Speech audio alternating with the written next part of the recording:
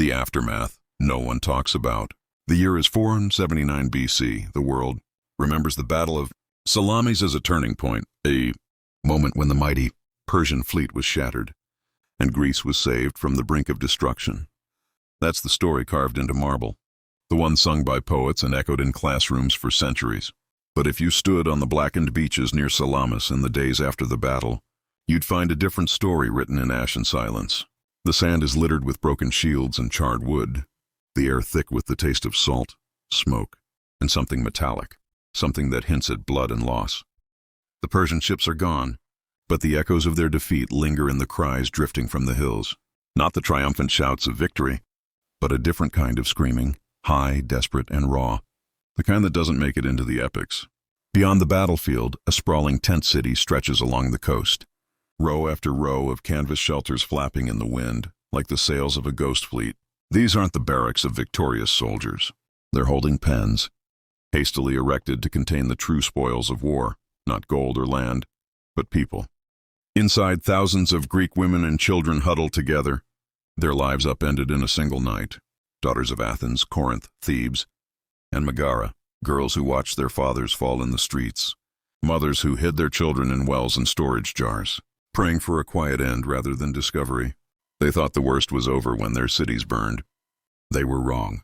What happened next is a chapter history prefers to skip. The Persian commanders, led by Xerxes, didn't just take prisoners. They implemented a system so calculated, so cold, that it was designed not just to punish Greece, but to erase it from within. The ancient world had a word for it, but modern textbooks soften it to enslavement. The reality was far more brutal. Persian administrative tablets, Greek testimonies, and the silent evidence of mass graves near Sardis all point to a systematic effort to break the spirit of a people by targeting their women. This wasn't mercy, and it wasn't simple cruelty. It was a strategy, one that aimed to rewrite the future by severing the past. If you've ever wondered why history is so often told through the lens of men on battlefields, while the stories of women fade into the background, you're not alone. The truth is, the suffering of these women was deliberately left out of the narrative. Their voices were silenced, their pain buried beneath the triumphs of generals and kings. But the evidence remains, hidden in forgotten archives and unmarked graves, waiting for someone to listen. And what happened next would challenge everything you thought you knew about victory, loss, and the true cost of war, the machinery of erasure, Xerxes' hidden weapon. To understand the tragedy that unfolded on those haunted shores, you have to look beyond the battlefield and into the mind of the man who orchestrated it all. Xerxes wasn't just a king. He was the living symbol of an empire that stretched from the Indus to the Aegean, a ruler whose power was measured not only in armies, but in the systems he built to control the conquered. Most people imagine ancient empires as brute forces, crushing resistance with swords and fire. But Xerxes' Persia was different. It was a machine. And its most effective weapon wasn't the spear, it was bureaucracy. The Persians called it the harem system, but that word barely scratches the surface. Forget the images of silk cushions and perfumed chambers that Hollywood loves to sell. This was about domination, not decadence. It was about taking the daughters of your enemies and turning them into living proof of your supremacy. The goal wasn't pleasure or luxury, it was control. It was about breeding a new generation, one that would owe its loyalty to Persia, not to the shattered cities their mothers once called home. When Xerxes marched into Greece in 480 BCE, he didn't just bring soldiers. He brought an entire administrative apparatus, slavers, scribes, officials, whose job was to catalog every city that fell, every family torn apart, every woman and child who could be taken. They kept meticulous records: who lived, who died, and most importantly, who could be absorbed into the empire. The girls were the priority. Not because the Persians were uniquely cruel, many empires did the same, but because Xerxes understood something most conquerors missed. You don't just defeat a people by killing their warriors. You defeat them by taking their daughters, by ensuring the next generation grows up speaking your language, worshiping your gods, forgetting their mothers ever sang different songs. By the time the Persian army retreated after Salamis and Plataea, over 40,000 Greek women and children had vanished into the Persian administrative network. 40,000. Most were shipped east to places like Sardis, Susa, and Persepolis. Some were sent to estates as domestic labor. But the youngest, the most beautiful, the daughters of noble families, these were absorbed into the royal harem system. Not for pleasure, but for integration, for transformation, for erasure. This wasn't a side effect of war. It was policy. It was a strategy designed to erase Greek identity from the inside out. The Persians didn't just want to conquer land. They wanted to conquer memory, to make sure that the next generation would never remember what it meant to be Greek. And the machinery they built to do it was as efficient as it was merciless. But the story doesn't end with the taking.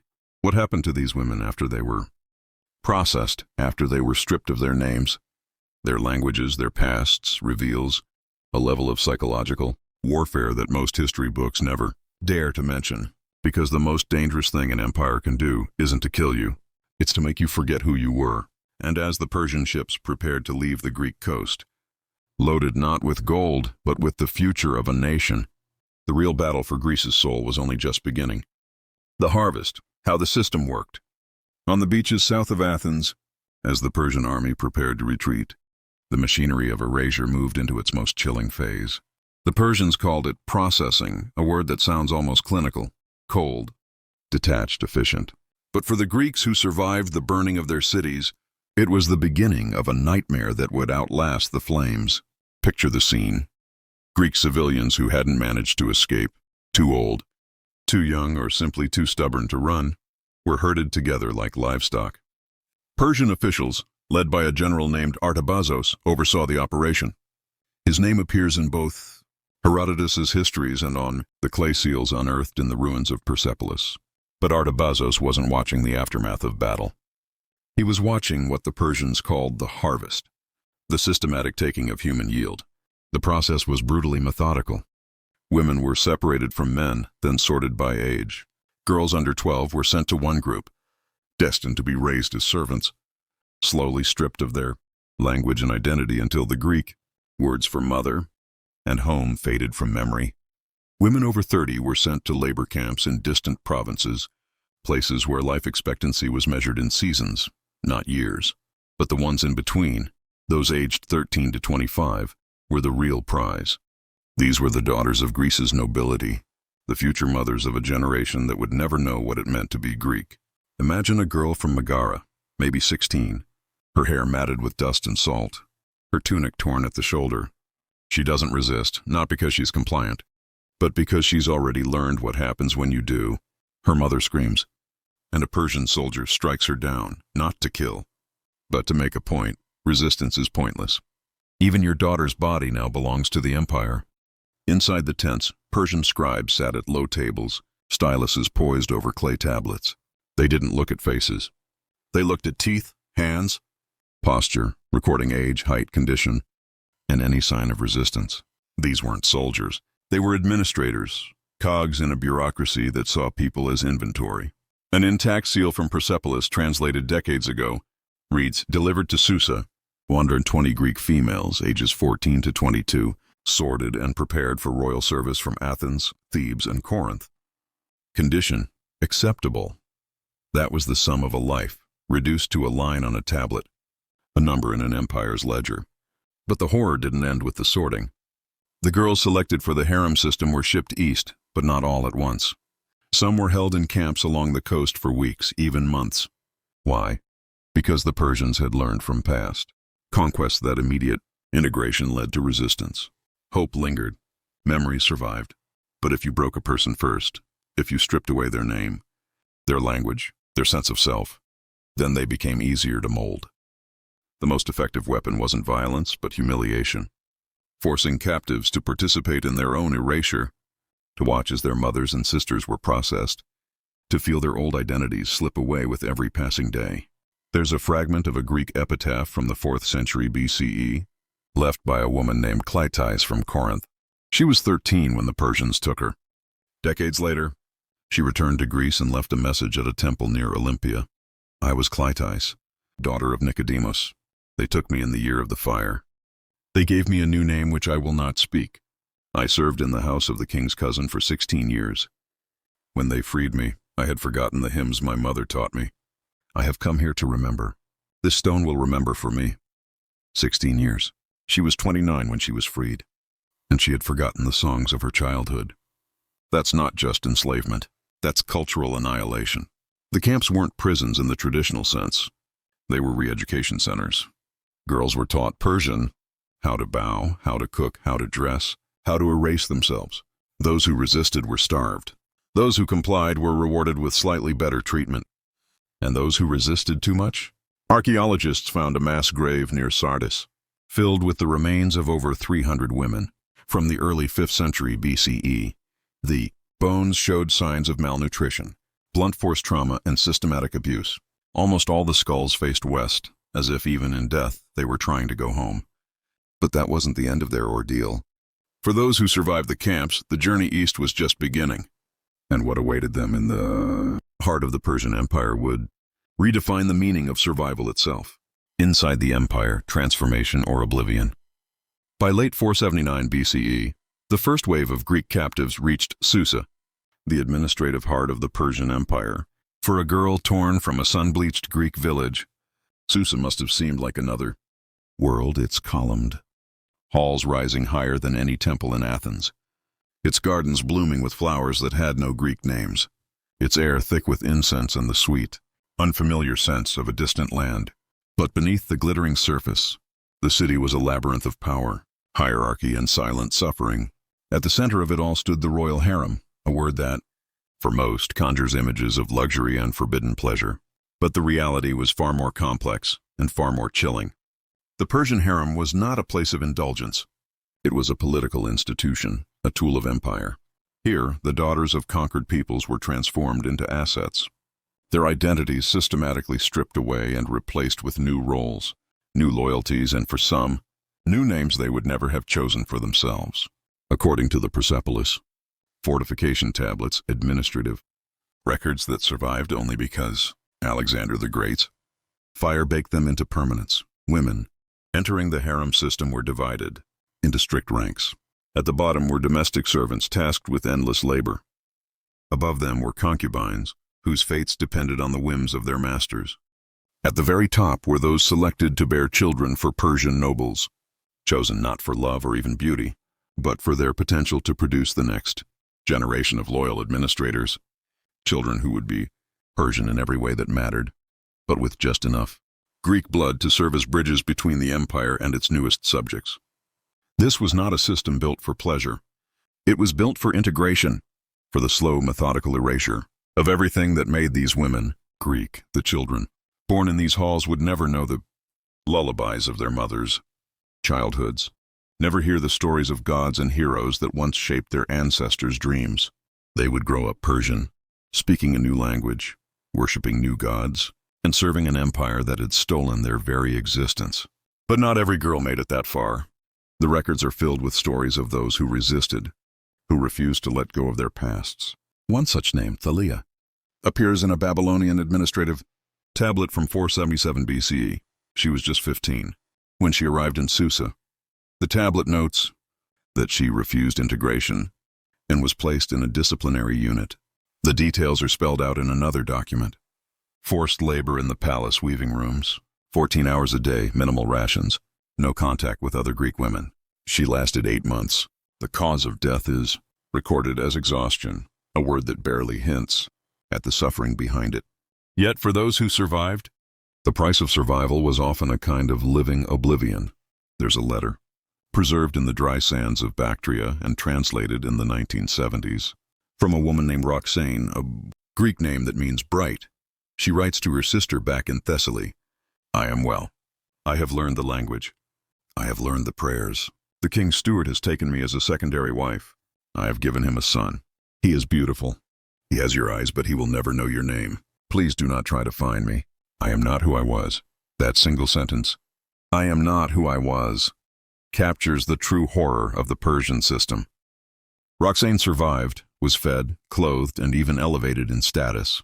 But in exchange, she gave up everything that once defined her. Her son would grow up Persian, never knowing the songs or prayers of his mother's homeland. This was the real strategy of the Persian Empire, not massacre, but assimilation. Massacre creates martyrs, stories, legends. But assimilation, slow and bureaucratic, erases not just people but entire cultures. By the mid-5th century BCE, thousands of mixed Greek-Persian children were serving in the Achaemenid administration. Some became scribes, some soldiers. Some even governed the very territories their mothers had once called home. Xerxes didn't just invade Greece. He tried to absorb it, to make it vanish from within. And for the women who survived, the question was no longer whether they would ever return home, but whether home would even recognize them if they did. Because the next chapter in their story would reveal a truth even more devastating than exile. Sometimes, survival means becoming a stranger to your own past. The fate of the forgotten. Not all of the women taken east remained lost forever. In the decades after the Persian Wars, as Greek city-states regained their strength and Persia's grip on the Aegean began to loosen, a slow trickle of survivors made their way back to the lands they once called home. Some were freed by sympathetic owners, others ransomed by desperate families, and a rare few managed to escape the empire's vast machinery. But for these women, the journey home was not a return to the life they remembered. Instead, it was a confrontation with a society that had already moved on, a world that no longer had a place for them. There's an inscription from Eritrea, dated around 460 BCE, that tells a story most historians prefer to ignore. A woman named Harmonia returned after 12 years in Persian captivity. She was 28, and with her was a child, a half-Persian boy, maybe 6 years old. The city refused to recognize her citizenship. Her own family turned her away. The reason, recorded bluntly in the city's legal archives, she had been defiled by barbarian touch and had borne a child of mixed blood. To accept her would be to accept the enemy. Harmonia and her son were left to wander, their fate unrecorded, their existence a silent rebuke to the myth of Greek victory. This was not an isolated case. Across Greece, the few women who returned from Persian captivity found themselves outcasts, their identities erased not just by their captors, but by their own people. The historian Theopompus, writing in the 4th century BCE, described these survivors as shadows. He wrote, "They move through the agora, but no one sees them. They were taken, and though they returned, they are still gone. The silent women, this was the name Greece gave them, before forgetting them altogether." Archaeological evidence supports these stories.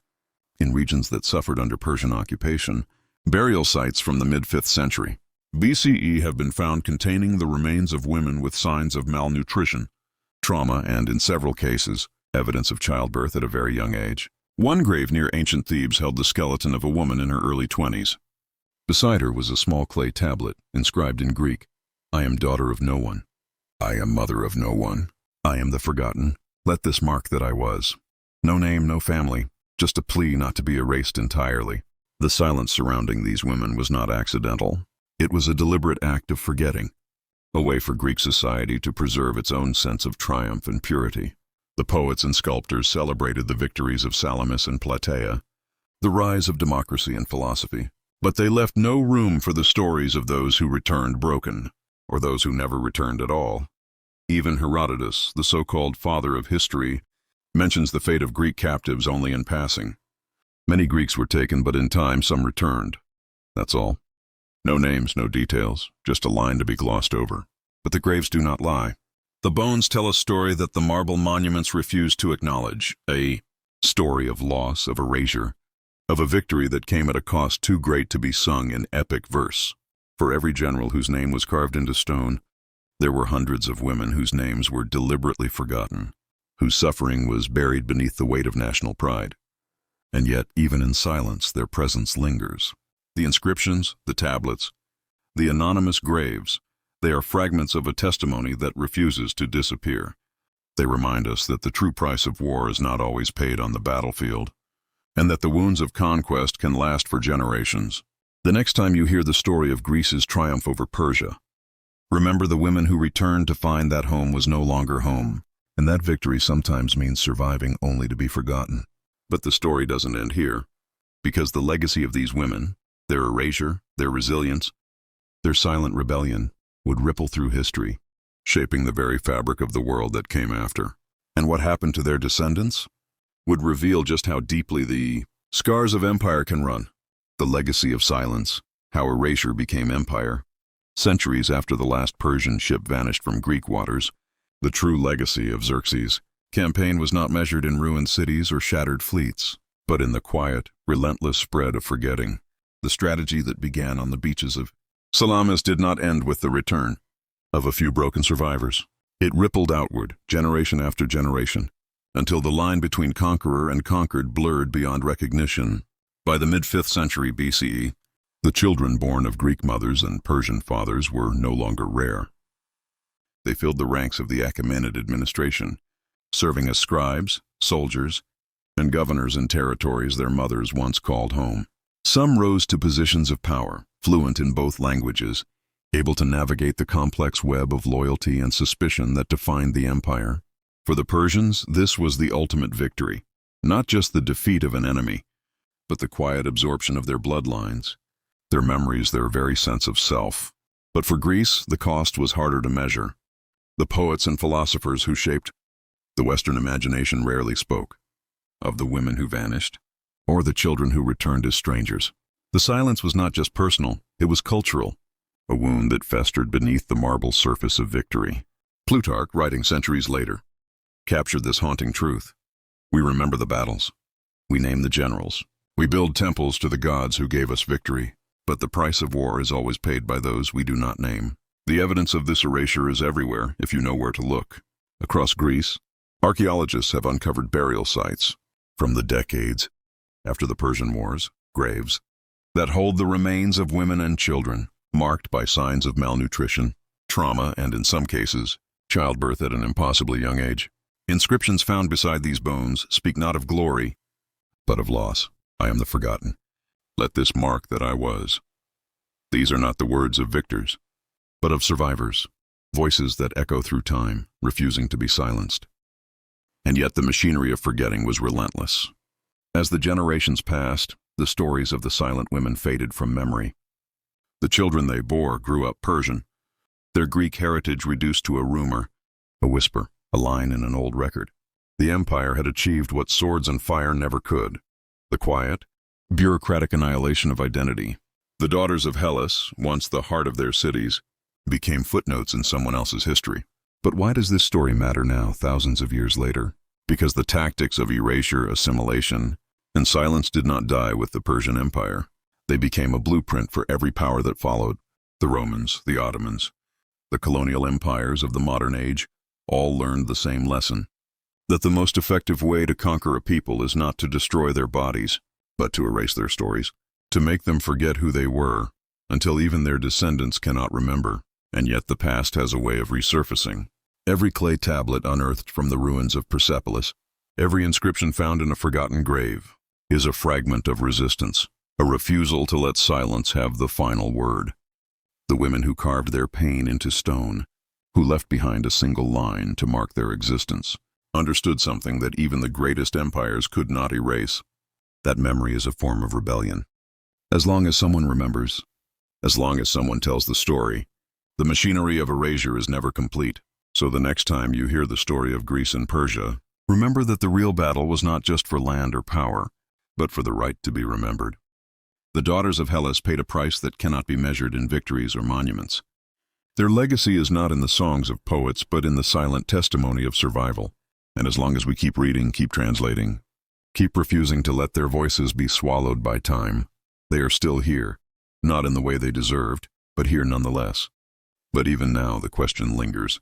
How many other stories have been lost to the machinery of empire? How many voices are still waiting to be heard, buried beneath centuries of silence? The search for those answers is far from over, and what we choose to remember or forget will shape the stories we tell for generations to come. Why this story still matters. If you walk through the ruins of ancient Greece today, you'll see the monuments to victory everywhere, columns rising against the sky, marble statues of heroes, inscriptions celebrating the glory of Athens and the courage of Sparta. The story that endures is one of triumph. Greece, the cradle of democracy, standing firm against the might of Persia. But beneath every stone there's another story, one that was never carved into public memory. It's the story of the women and children who vanished, the families that never healed, and the generations shaped by a silence so deep it became part of the landscape. Why does this matter now? Thousands of years after the last Persian soldier left Greek soil? Because the machinery of erasure that began with Xerxes didn't end with his empire.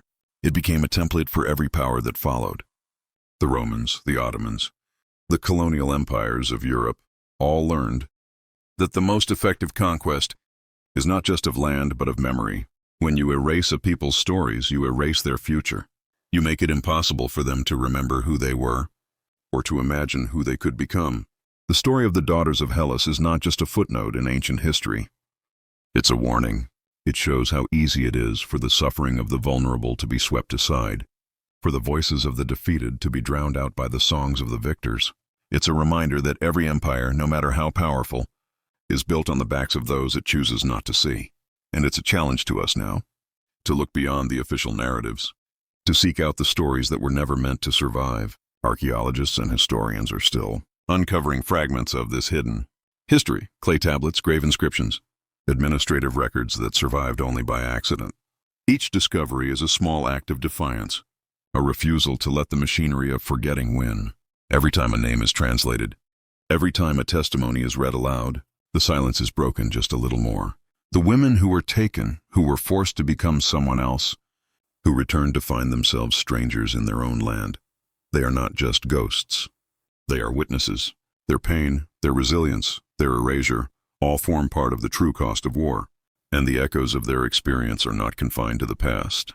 Even today, in conflicts around the world, the same tactics are used, targeting the vulnerable, erasing identities, rewriting the future by controlling who gets to tell the story. The machinery of empire is alive and well, and the lessons of ancient Greece are as urgent as ever. So when you hear the old tales of Greek heroism, remember what was left out.